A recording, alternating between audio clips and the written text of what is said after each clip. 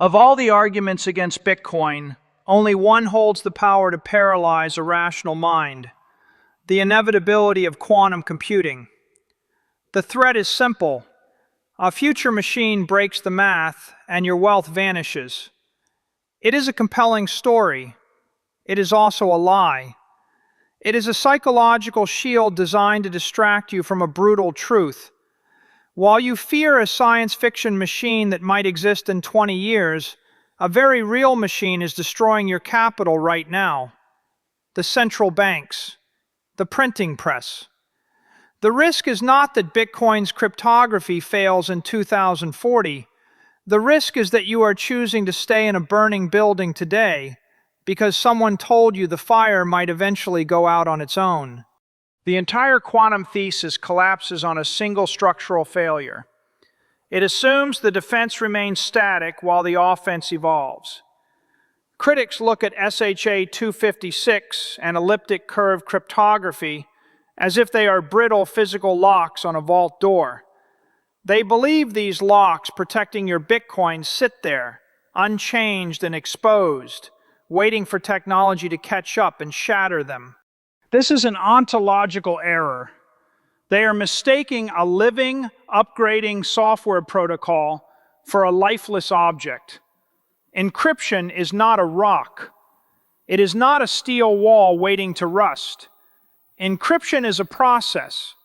It is a mathematical choice made by the Bitcoin network. When you tell me Bitcoin is doomed, you are removing the single most important property of the network from the equation. Bitcoin is software, and software evolves. When you attack a protocol, the protocol does not simply absorb the blow and die. It changes. It adapts. We have known about Shor's algorithm and the theoretical threat to ECDSA, elliptic curve digital signature algorithm, for decades. This is not a sudden discovery. It is a known engineering constraint that has been part of cryptographic research since the 1990s. Yet the critics frame this as a binary switch. They sell you a story of instant dissolution. One morning, a quantum computer turns on, and suddenly every private key on the planet is exposed. They portray the Bitcoin network as frozen in amber, unable to fork, unable to upgrade its code, unable to respond to protect your assets. That picture does not describe engineering reality. It describes fear sold as inevitability. Look at the actual physics. You do not see an immediate cliff. You see a massive engineering gap. To break a single Bitcoin key, you do not just need a quantum computer. You need a machine with millions of processing units working in perfect harmony. That machine does not exist. Today, we struggle to keep even a handful of them running before they lose their data and crash. We are talking about a theoretical attack that requires an industrial-grade supercomputer, while the world is still struggling to build a stable laboratory prototype. Between the theory and the machine, there is time, a lot of it. And during that time, Bitcoin software does not sleep. The code upgrades. We have soft forks. We have the ability to migrate wallets to quantum-resistant signatures like Lamport signatures or lattice-based cryptography long before a threat becomes viable. The target does not stand still while the weapon is being built. This part is consistently omitted. The story focuses entirely on the speed of the attacker's hardware and ignores the behavior of the defending software. Bitcoin's code upgrades. Its developers can propose new signature schemes. The network can replace cryptographic components via a soft fork. By the time a quantum computer exists that could threaten your Bitcoin, the assumptions about which algorithms protect your wallet are no longer fixed. The asset's security does not remain the same while the attacking tools advance. The idea of an inevitable collapse of Bitcoin security is not an analysis. It is a simplification that removes your responsibility from the present choice of assets. It assumes that because quantum hardware improves, Bitcoin software must fail. It assumes progress in computing moves in only one direction. But the quantum computer's hardware hardens slowly. Bitcoin's code changes continuously. One is constrained by physics. The other is constrained by the decisions of a global network of developers and node operators. So consider what the quantum argument actually requires you to believe. It requires a future where a quantum computer advances without friction, while the Bitcoin protocol remains inert. It requires a world where adaptation of the threat accelerates on one side and stops for the asset on the other. That is the assumption doing all the work. And once it is stated plainly, it no longer looks like physics. It looks like a refusal to account for how open source software like Bitcoin actually behaves over time. But let us assume for a moment that I am wrong. Let us assume the nightmare scenario is real. Let us assume a quantum computer appears tomorrow morning that can crack SHA-256 and shatter elliptic curve cryptography. Let us assume the math protecting your Bitcoin breaks. If that happens, you have to understand the blast radius. You have to look at what else breaks. Because if SHA-256 is broken, Bitcoin is the least of your problems. If that encryption standard falls, it does not just open a Bitcoin wallet, it opens everything. It opens the nuclear launch codes. It opens the encrypted communications of the Pentagon. It opens the power grid control systems. It opens the entire global banking ledger. We are talking about the complete dissolution of digital privacy and security on a planetary scale. Every email you have ever sent, every bank transfer you have ever made, every secret held by every government, all of it becomes readable text in an instant. The internet itself, the backbone of modern civilization, ceases to function as a trusted medium. If the math is broken, the world is broken. And this exposes the deep structural hypocrisy of the critic. This is where their logic eats itself. You tell me you will not buy Bitcoin because you are afraid of quantum computing. You say it is too risky. But then you take your paycheck and you put it in a bank. You keep your life savings in a centralized ledger. Do you know what encryption that bank uses? Do you know what protects the SWIFT network? It is the exact same math. They are using the same algorithms, the same curves, the same standards. Yet somehow in your mind, the bank is safe and Bitcoin is doomed. You trust the bank with your life's work, but you treat Bitcoin like a ticking time bomb. Why? The vulnerability is identical. The exposure of your dollars is identical. The only difference is that Bitcoin is transparent about its code, and the bank hides its code behind the marble lobby. You are constructing a fantasy world where a quantum apocalypse occurs, and it selectively targets only the asset you do not like.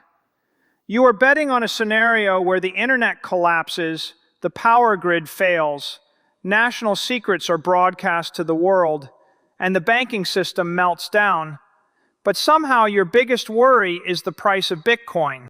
It is a suicide pact. That is what this argument is.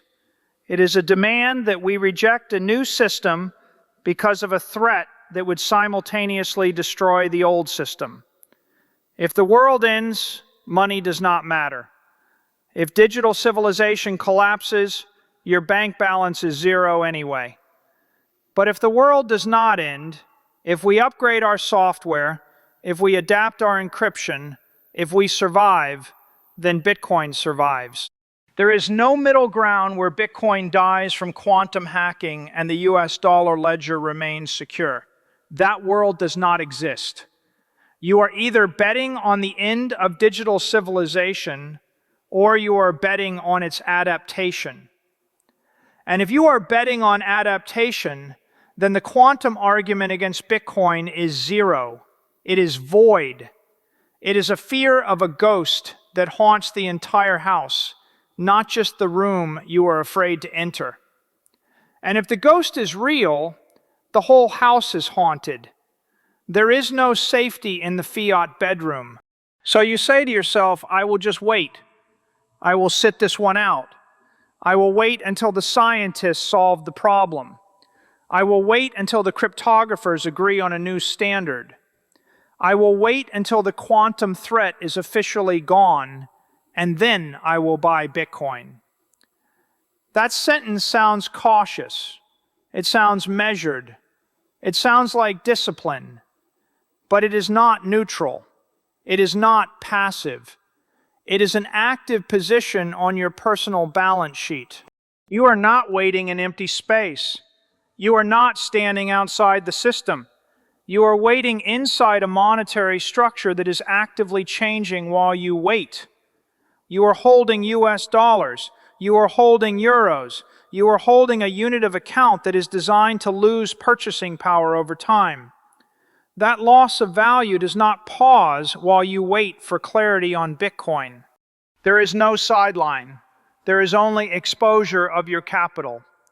You are exposed to the debasement of your dollars every day you delay, and that loss of purchasing power compounds in your bank account while you tell yourself you are being careful. You frame this decision as caution, but caution implies stability. The US dollar you are standing on is not stable. You are standing on a unit of account whose supply expands by Federal Reserve policy, not by a mathematical rule. You are anchoring your savings to a currency that weakens by design while you delay entry into Bitcoin, which you claim to distrust because its software might change. That contradiction matters.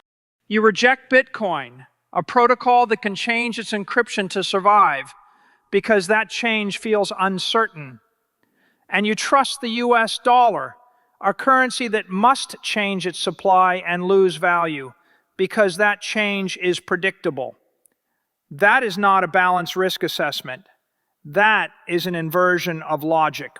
You say you are waiting for certainty about Bitcoin's future, but certainty already exists in the fiat system you are holding your money in. The certainty is the loss of your purchasing power. The only variable is the rate of that loss. And then you tell yourself a story about timing. 5 years, 10 years. Enough time for quantum machines to mature. Enough time for new cryptographic standards to be deployed. Enough time for headlines to declare the issue resolved. You imagine a future moment where the quantum risk to Bitcoin is gone and the decision to buy becomes easy. But that moment is not free.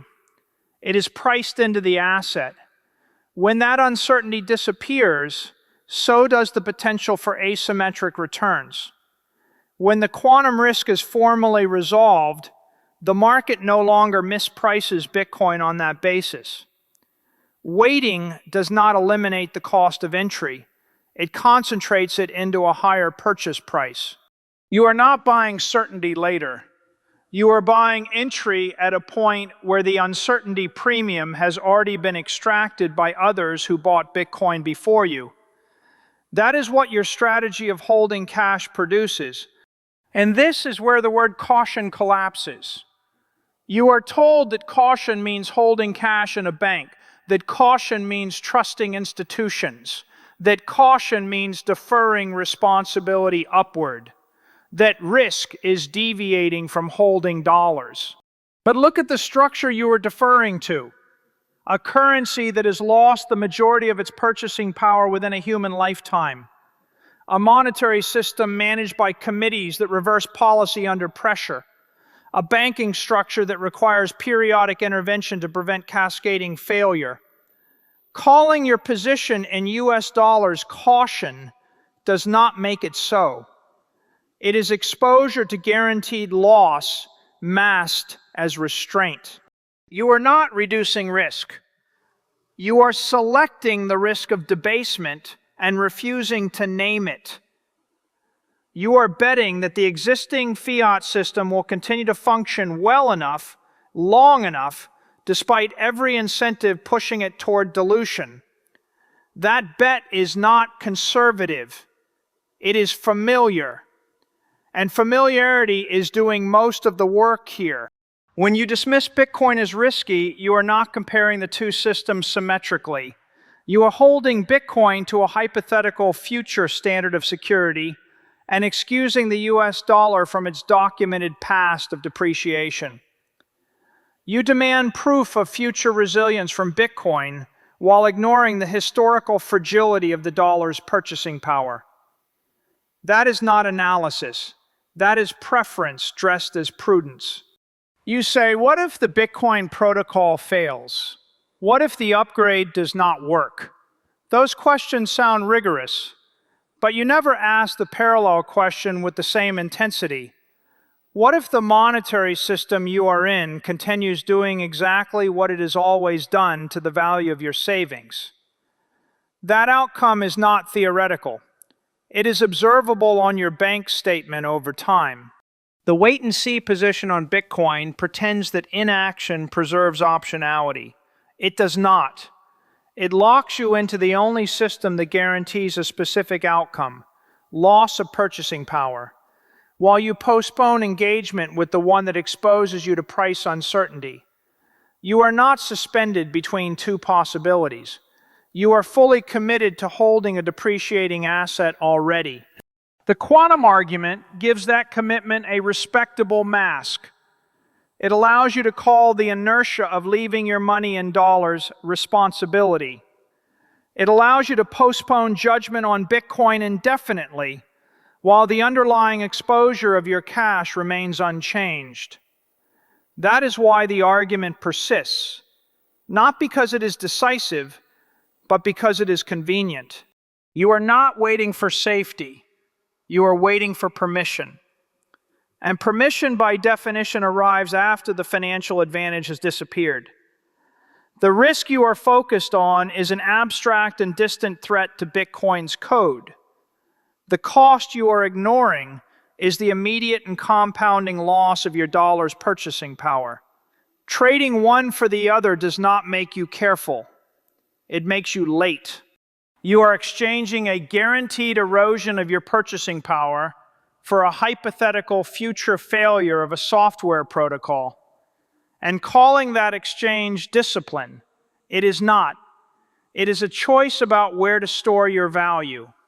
And like every choice in a monetary system, it has consequences whether you acknowledge them or not. So we arrive at the diagnosis. We have to strip the mask off this entire conversation. The quantum threat is not an argument about physics. It is not an argument about engineering. It is not an argument about cryptography. It is a psychological defense mechanism.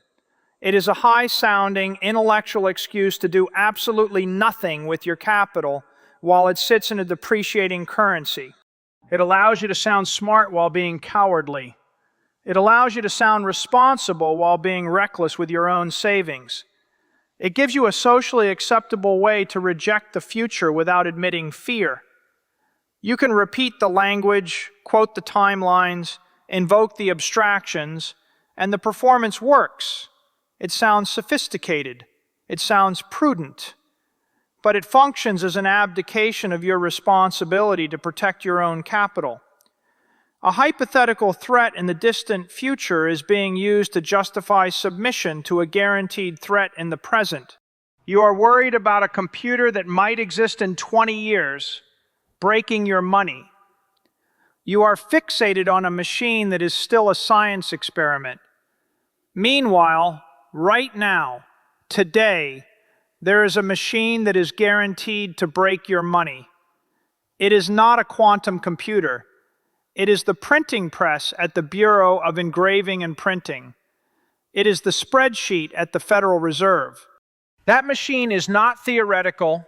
It is not conditional. It runs continuously.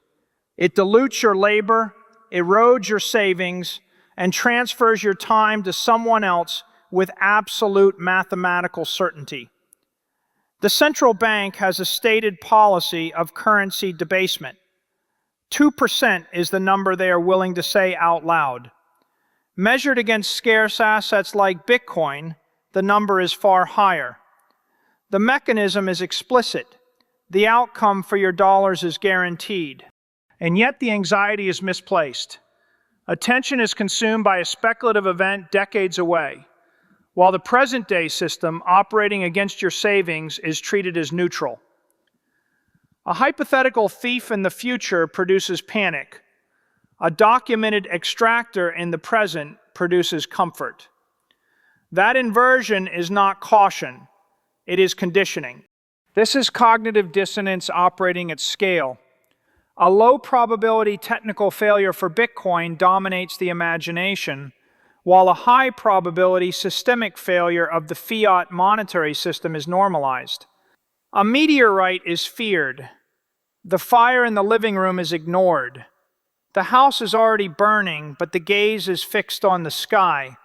The trade being made is not subtle. On one side sits the dollar. Over a century, it has lost the overwhelming majority of its purchasing power.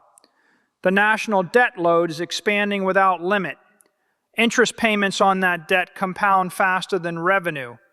There is no mathematical path to resolution that does not involve further debasement of the currency you hold.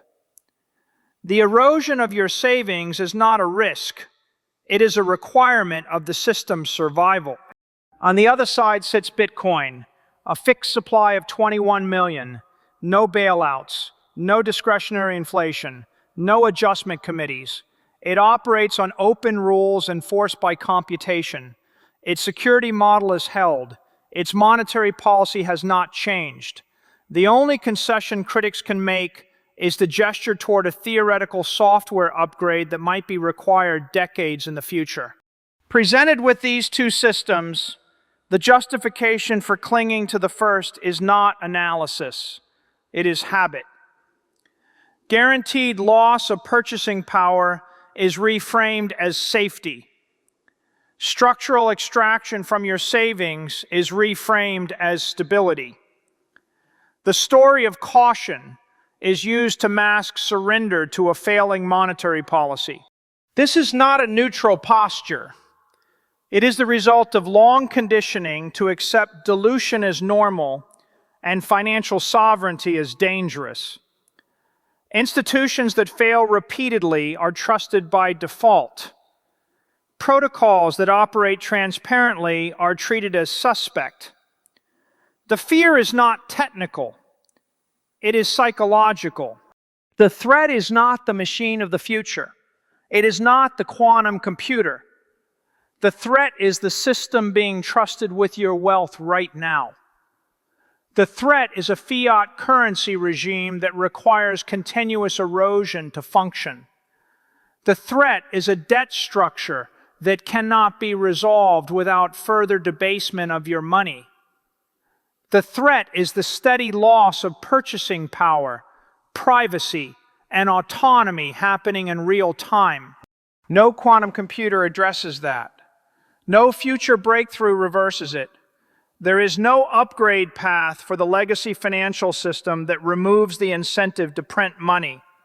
There is no mechanism inside it that restores scarcity or restraint. It has one mode of operation, and that mode is already engaged against your capital. The quantum argument does not protect against this reality. It delays recognition of it. It allows the present failure of the dollar to continue unchallenged, while attention is displaced into abstraction. That is its function. And that function remains intact as long as the story is repeated.